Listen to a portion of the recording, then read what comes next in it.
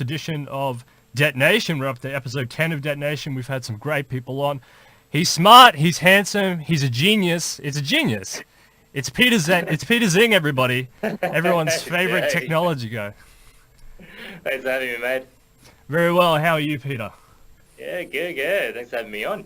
No problem. So, just quickly, just tell everyone who you are, why you're qualified to come on the show.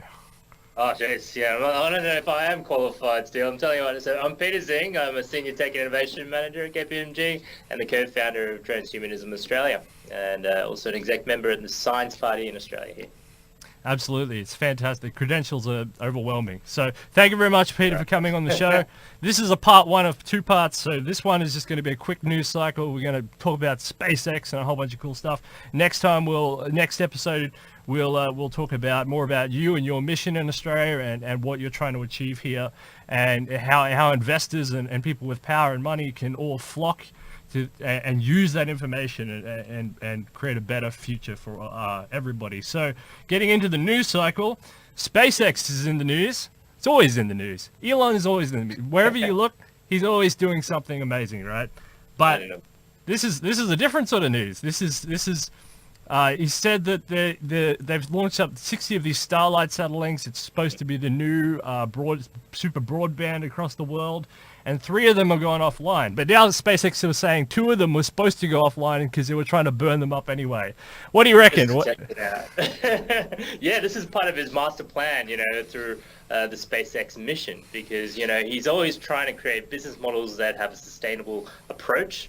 And, the Starlink system is a way to generate profits for something that can be making humanity multiplanetary. And that's through providing internet to those countries and areas where there is it's very hard to provide internet coverage. You look in Australia, the NBN, for example, how expensive that is. And by the time the Starlink comes online, it's essentially going to make the NBN redundant, because you're talking about gigabit speed connections in rural Australia where you don't need to lay down the cables. And essentially those satellites are just beaming that internet straight down. It was all political play. We never advocated for these stupid policies. Like we always said, why don't you invest in space research, space technology, space lifting? This will get you at satellite technology. We had the CSIRO. They destroyed that. They ransacked that. They raped it, essentially. And now we're falling behind. I mean, it's disgusting. And so some guy from South Africa in America can smash out the whole Australian government with billions of dollars. Right. That's what it takes, right? Just some private investment.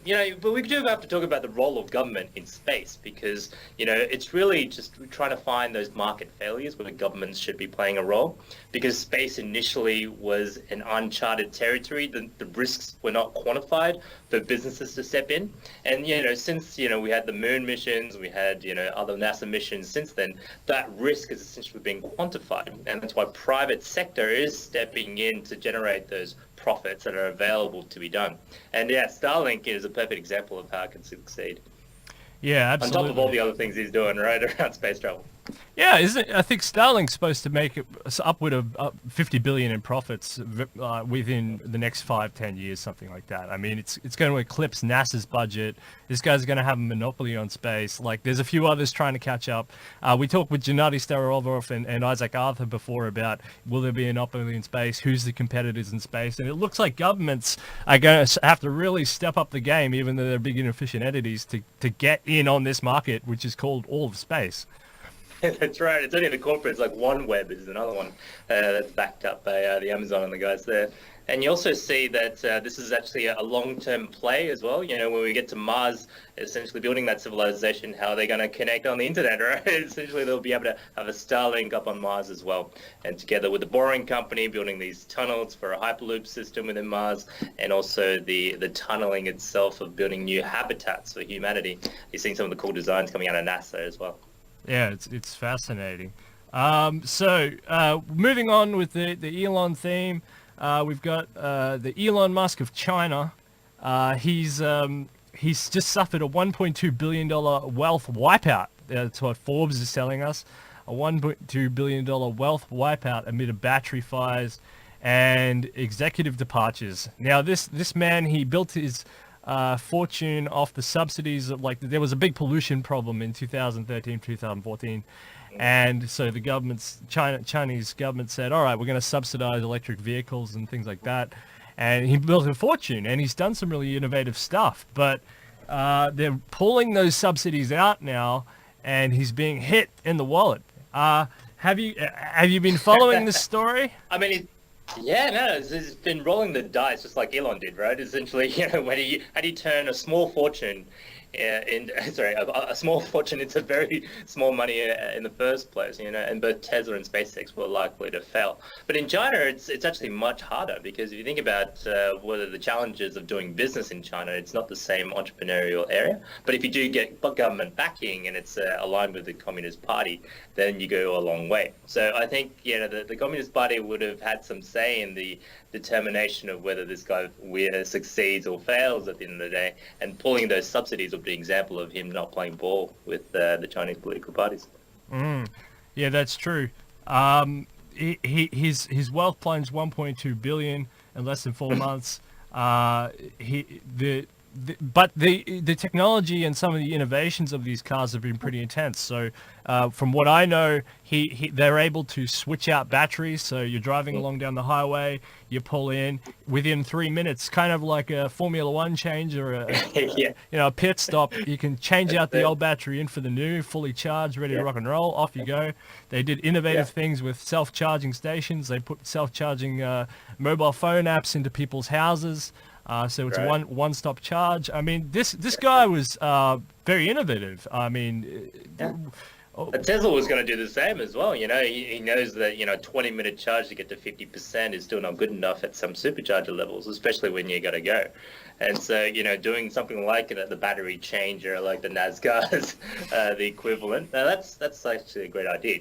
But like I said, it was flipping the coin. It's essentially, if you got to be in it to win it, and if $1.2 billion doesn't really mean anything for him at the time, he was essentially trying to just create a big impact in the country. Then I'm all for it, and see how he goes to the next one, right, when he gets built up there. Well, these executive departures are a bit funny to me, because if you learn from Elon, if he's the Elon Musk of China, if you learn from Elon, you hold on to the hands of these people. They go up and they go down, and they go up and down, and loyalty will pay off in the end. I mean, would you be leaving the company now?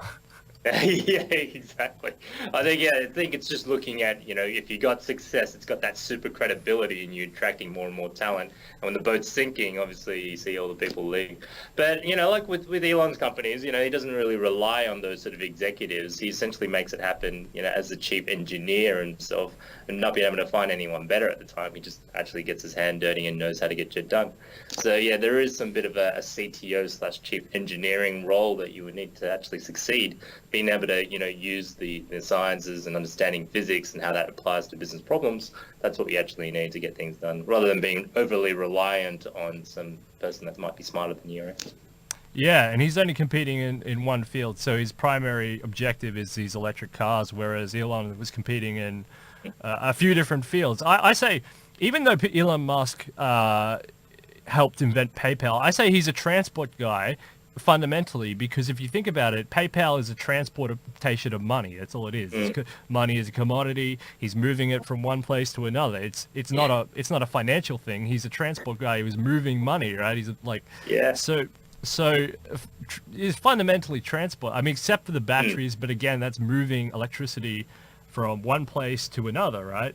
Yeah, maybe? And when he was at university, he did really dream about Mars. Like at the end of the day, he really just wanted to make humanity multiplanetary. But he knew that the internet boom was happening at the time, and he couldn't really afford to miss that boom, because he knows that if I don't get it now, I might miss the entire boom and not be able to profit from that in order to actually make my other business succeed. So that's how Tesla and SpaceX were actually born out of the successes of PayPal.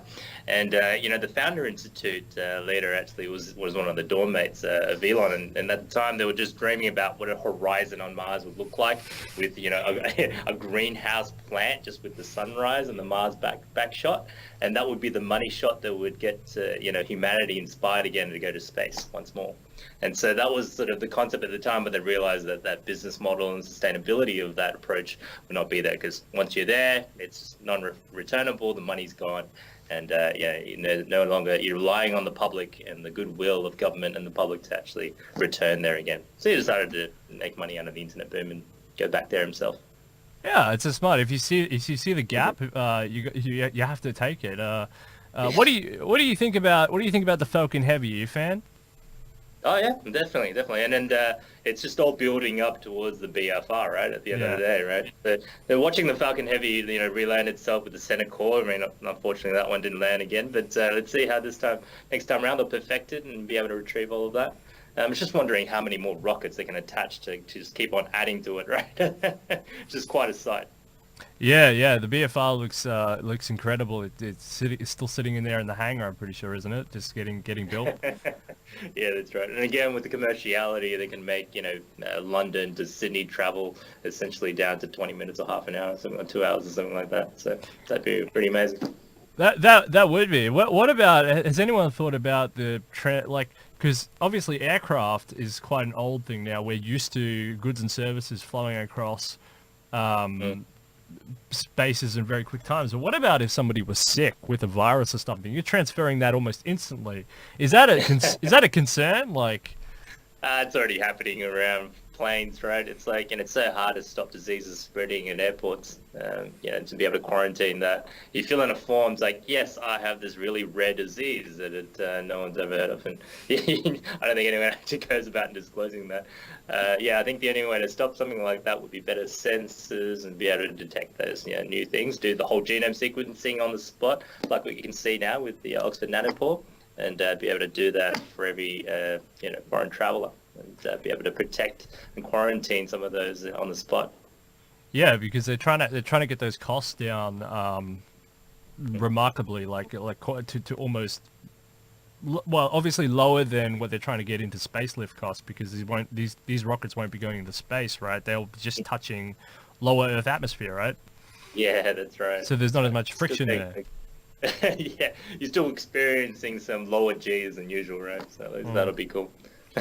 Because landing a rocket, it's a complicated process between calculating the amount of fuel you have to get up and over, and then having enough fuel to stabilize and use the gimbals and trim and everything to land it, right? That's where a lot of the cost is. It's not actually in the transfer part, if you know what I mean. That's right. And all it is really to beef up the profitability before they can head off to another planet instead, right? Testing the re-landing module is what it might be, with humans on board. And that's what all this Starlink stuff is. It's to subsidize that cost massively. Do you think countries will object to this? Astronomers are already complaining that it might block out observatories, and it might stop Earth from being able to examine the far reaches of the galaxy and stuff. Do you buy any of this, or do you think they should just move all the telescopes to space and forget about it? Exactly. Yeah, it's light pollution for the people on the ground, but then you move those better equipment in space and actually providing a better mechanism, because you don't have to worry about the atmosphere as well. So, having more and more satellites as well as telescopes in space and making that really cheap and available to the rest of the world, I think it's a net benefit at the end of the day. You also mentioned the adoption of the Starlink from other countries, whether they'll actually do this and agree to onboard it. Essentially, it's that or nothing. That's the choice, and it's up to them whether they provide their people with internet. And if the governments don't say yes, then the people will find a way to backdoor and just sign up through the international community. Yeah, because you're going to end up with a sort of diversity of internets. At the moment, you only have a few different internets. You have sort of a dark web, you have the scholarly internet, then you have like China net and North Korea net, and then a global sort of network, right? That's kind of the main internets that we have now. It's like a few different ones.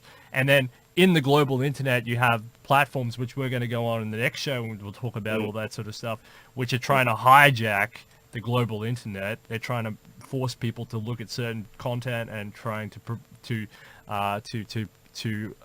allow people to only consume content in a certain way. People don't know what HTML or C++ or the backdoors of the internet actually look like.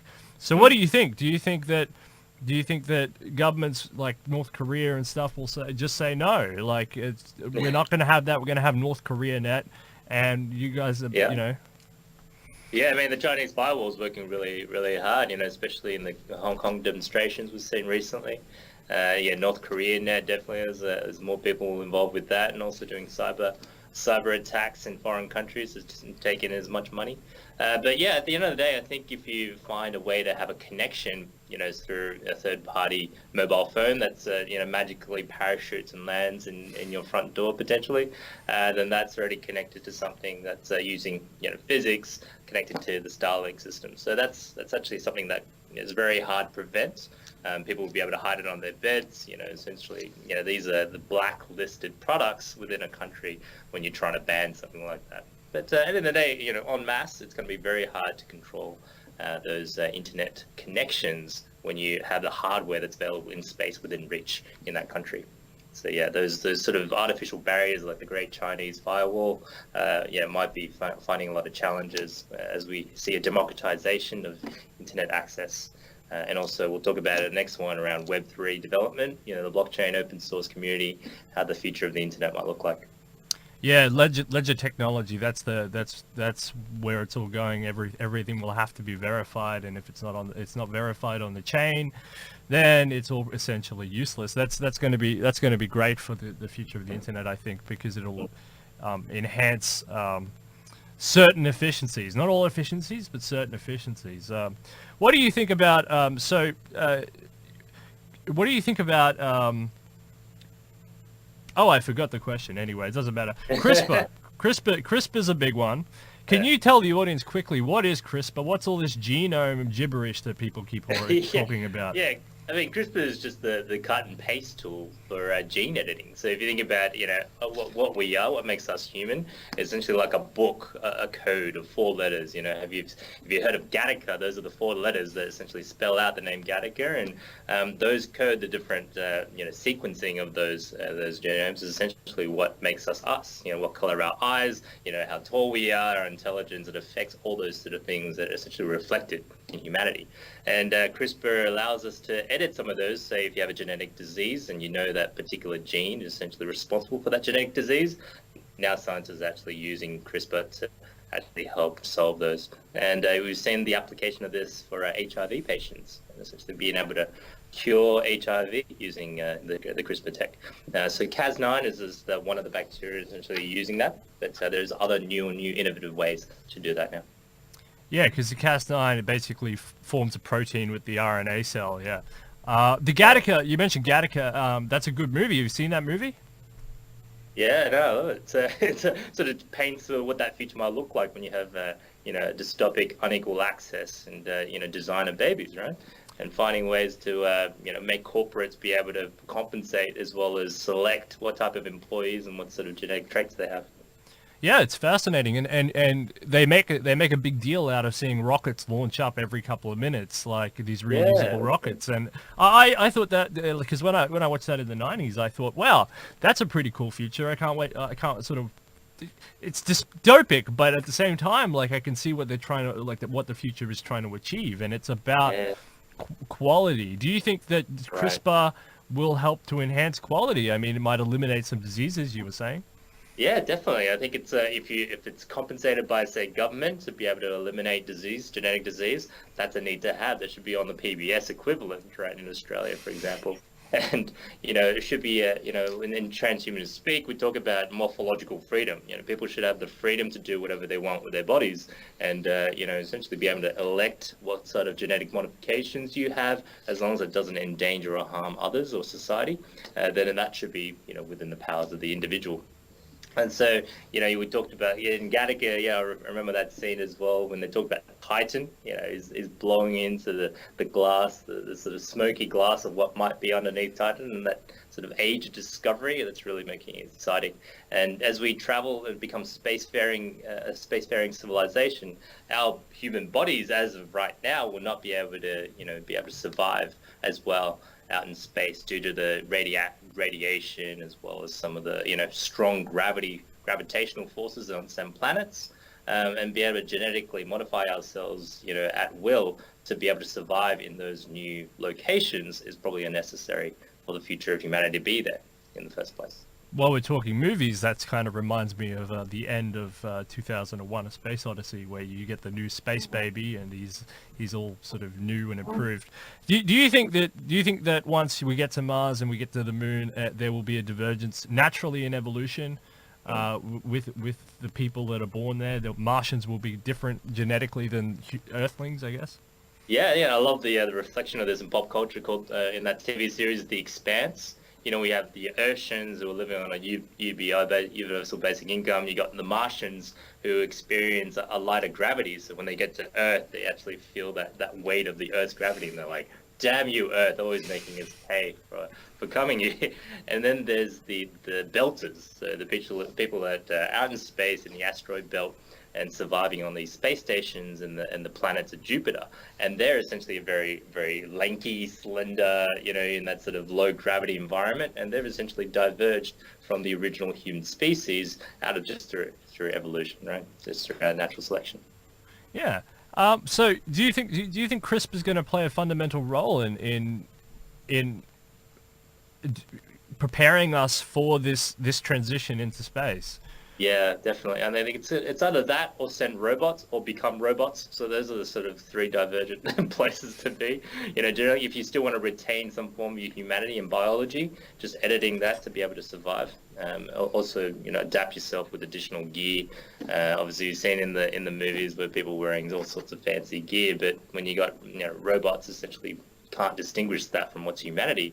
That cyborgism in the future will be what will survive in the future.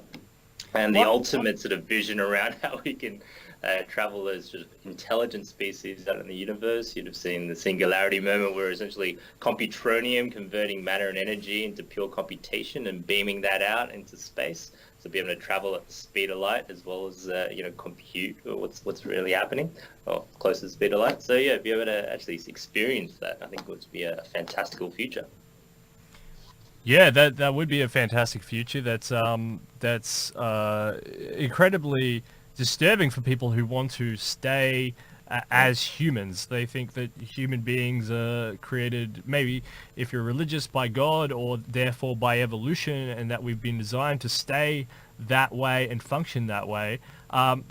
What do you say? Because essentially you're saying that transhumanists are libertarians. Mm-hmm. on what was the word, metaphoric? Yeah, morphological freedom. So if they want to stay as a human and not edit themselves and stay to I guess they would think of it as a purest form, then they can, and it'd be the equivalent of wanting to continue to ride horses, and people still do that essentially just for leisure and having to experience that. But giving people the option of experiencing something else as well, that's also entirely on the optional path. What will be hard to avoid is the need to have in the future. So if you're trying to survive on a competitive landscape, not gene editing yourself might be one of those challenges. If you decide not to use a smartphone today, it's pretty hard, right? It's essentially you feel like you're not being able to tap into the collective information of humanity at a whim, and you'd have to go to a library or find some books or something like that to find some information, and you'd be at a disadvantage to the rest of humanity. And it'd be the same with genes. If you want to travel to space, you will have to buy all this expensive gear just to survive.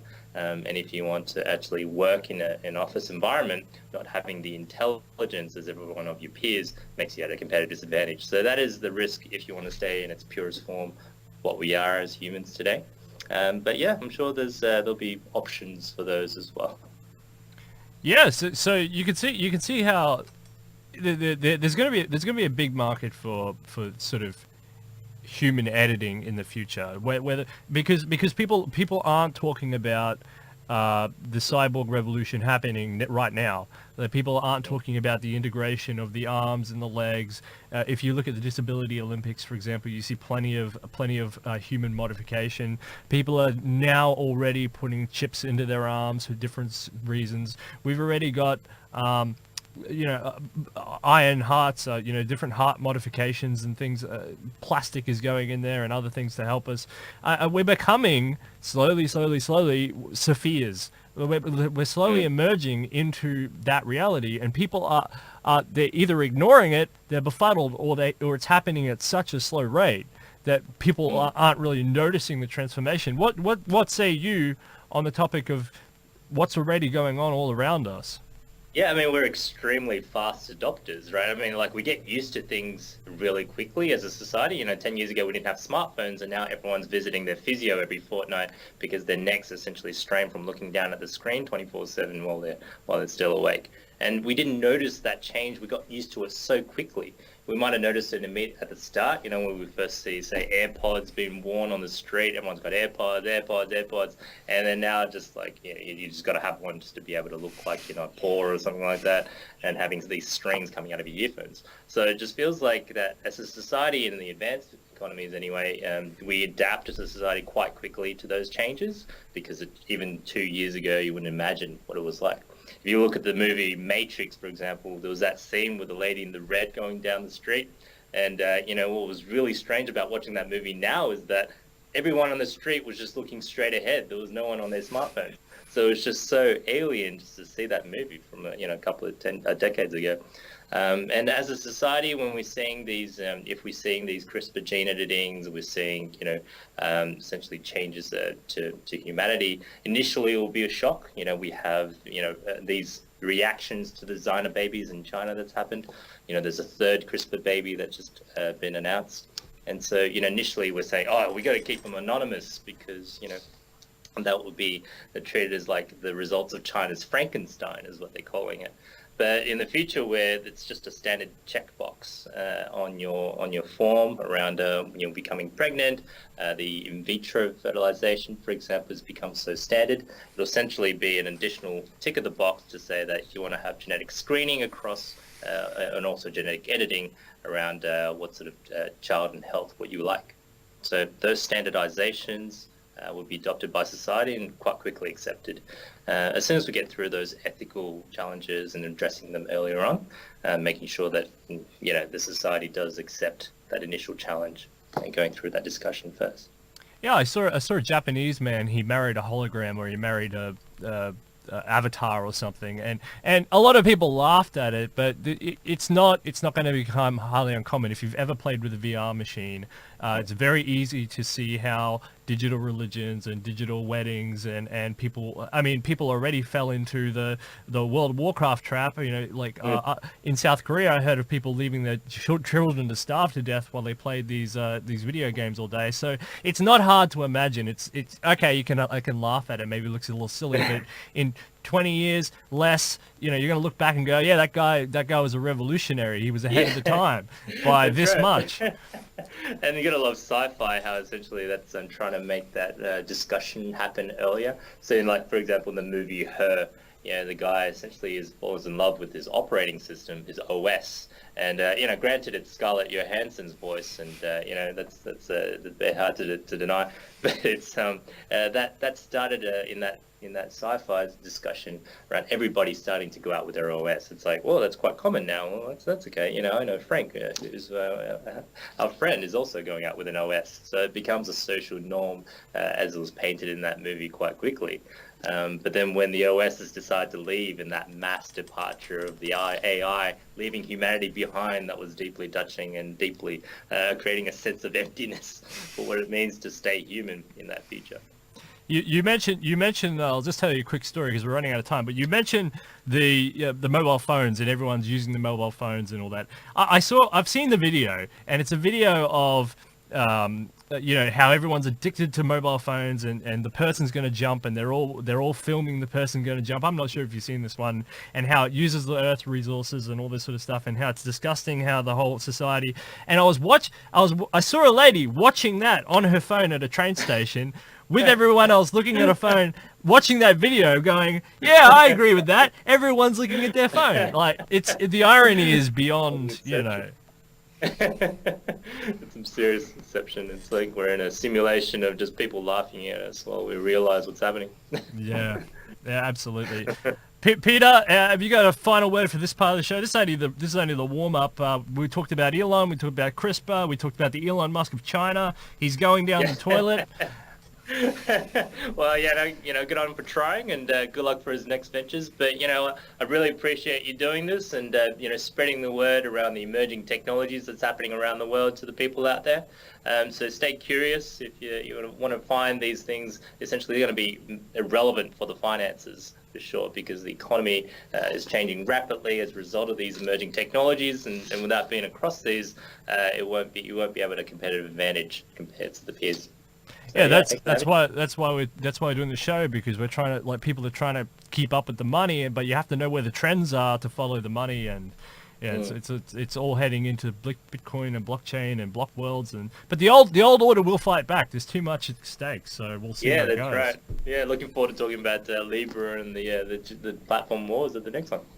All right, Peter Zhang, thank you very much for joining us from Sydney, Australia. Hey, Steele. Cheers, mate. Thank you. Happy